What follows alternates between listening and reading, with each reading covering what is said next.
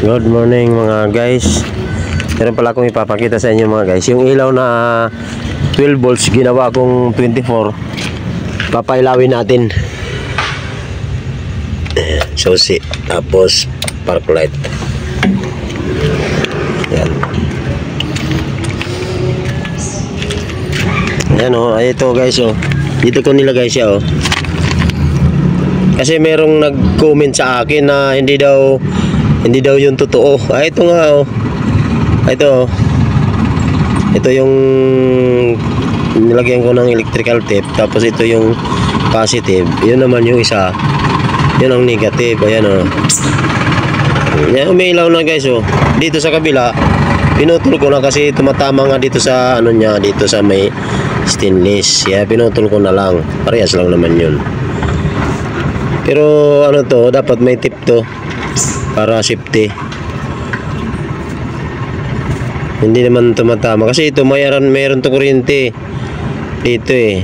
Kung ano, lagyan nyo ng tip.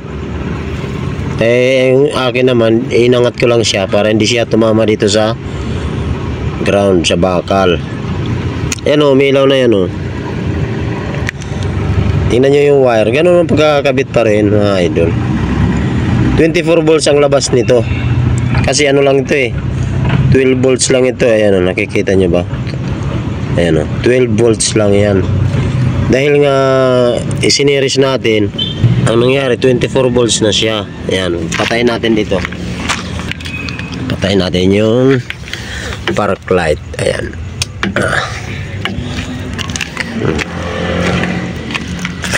Wala nang nailaw kasi naka-off na. Dan sa kabila wala rin. Ilaw na naman natin para maano talaga kayo, maniwala. Kailaw na yan ha. Ayan o, ilaw na. Ito pa yung isa o, nilagay ko dyan o. Ganyan din yan o, yung wire nya. Diba? Yung isa positive, yung isa negative. Yan, dito iangat nyo lang sa dulo nga hindi tumama sa bakal. Pwede rin lagyan nyo ng tape para safety. Yan, ito yung siniris ko. Ayan o, kita nyo yung wire na to. Ayan, siniris ko. Ay, umiilaw na yan o. Tapos sasabihin nyo hindi umiilaw, hindi daw totoo. Kaya ngayon ito, totoo na yan, umiilaw na. 24 volts na yan. Ngayon 24 volts na yan siya.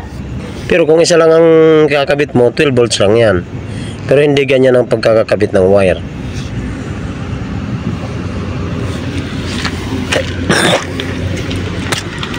Ito katunayan na 24 volts yung ano ko, battery. Ayan o, yung battery ko. Dalawa yan eh. So ibig sabihin dalawa, 24 volts yan. Kasi 12 plus 12, 24 volts, di ba? Kaya kailangan 24 volts din yung mga ilaw mo. So, patayin na natin kasi baka maglobat naman. I-off natin yung susi. Okay.